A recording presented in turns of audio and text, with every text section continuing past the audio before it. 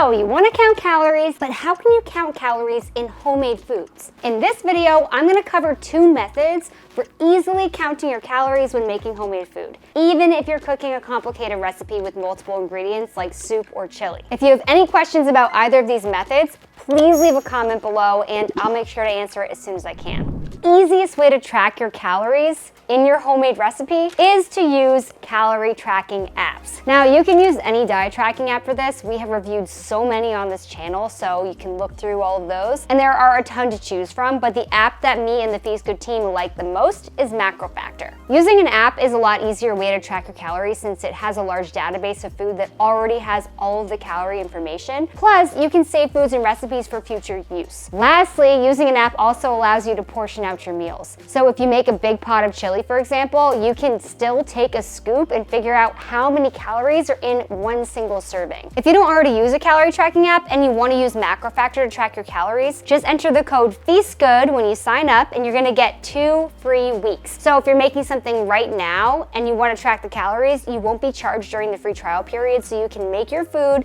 see the caloric breakdown right now without having to pay to use the app right away. Now I'm going to show you an example of a homemade juice recipe using MacroFactor. However, if you don't want to use an app, stick around for the second method, which I'm going to explain later in this video. But first, for the juice recipe, I'm going to open MacroFactor and go to Recipes. To create a recipe, just click on the plus at the bottom of the screen. Then you're going to select Recipes to check the ones you've previously created. And here you can also create new ones by clicking New Recipe. And then when you click on New Recipe, you're presented with the following options right here. And then you're going to click Add Ingredients, add them by searching manually with the quick feature where you input the nutritional information, which is your personal library of saved foods and recipes. You can also use existing recipes as ingredients for other recipes or with the AI Describe feature, which is a really great tool.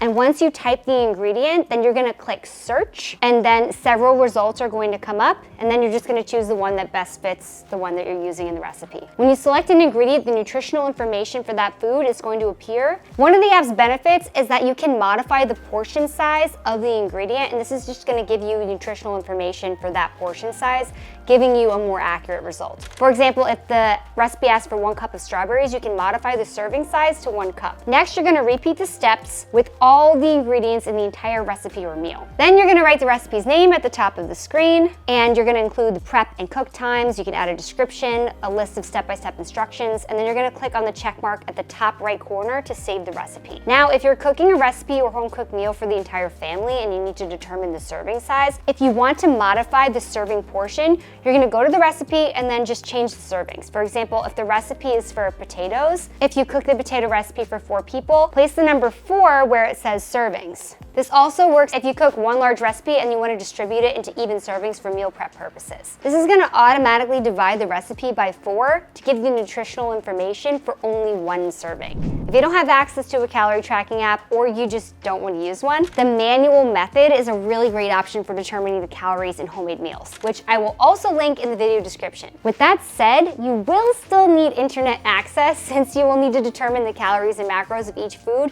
in an online database. I recommend using the US Department of Agriculture's website because it's very accurate. Here are the steps to follow if you decide to use this method. In this example, I'm creating a homemade chili recipe. To keep everything organized, it's better to create a spreadsheet and write down all the information about the ingredients you used. Alternatively, you can also keep track of all the ingredients using a pen and paper or the Notes app on your phone. To determine the number of calories and macros in each food, you're going to need to measure everything. It's better actually to weigh each food using a weight scale, and that's going to allow you to calculate measurements in grams or ounces because it's going to give you a more accurate result. However, if you don't have a weight scale, that's okay too. You can measure each ingredient using cups, tablespoons, or teaspoons. For example, if the recipe called for half a cup of black beans, you would place half a cup of black beans on the food scale and then record the number on your spreadsheet. Now that you have written down each ingredient and its measurement, it's time to get the nutritional information. My favorite website to use is the one from the US Department of Agriculture. In the search bar, you're gonna write down the ingredient you wanna search for. Once you click search, then it's gonna give you all the foods related to that keyword. Choose the one that is the most similar to your ingredient, and then you're gonna put the ingredient that you're looking for, and then just hit search. There you're gonna find a list of several foods that contain that ingredient. For example, if you put beans, this is one of the search results. Select the food that corresponds to the ingredient that you're using. For example, if you're using pinto beans for your homemade chili,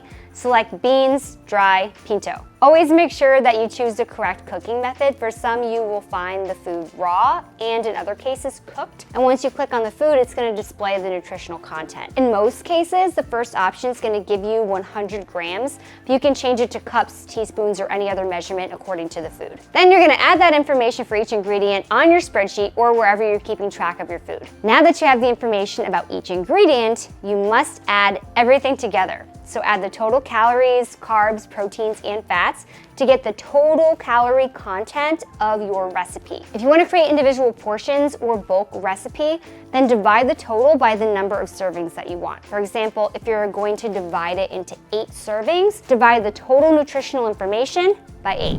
Here are some other things to remember when tracking calories. Number 1, measure your ingredients in grams rather than tablespoons and cups if possible, because that's going to give you the most accurate calorie and macronutrient reading. My second tip is to make sure to track every single ingredient. If you change something, add or remove an ingredient, you gotta alter the recipe to have accurate information. And my third tip is to serve different portions in individual containers. Portioning out the servings of your bulk recipe or homemade meal into individual containers is a really great way to ensure that you are eating an accurate portion of your food. Okay, so now that you know how to count the calories in your homemade food, I suggest you watch my other video on how to count calories without getting obsessed, so that you can start your calorie tracking journey in a healthy and sustainable way. See you next time.